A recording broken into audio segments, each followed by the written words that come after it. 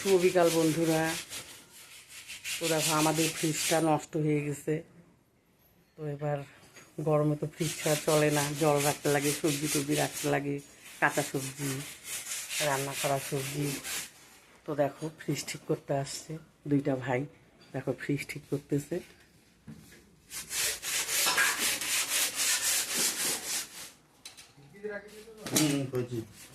এখান থেকে মাছ কিনতে নিয়ে গেছে।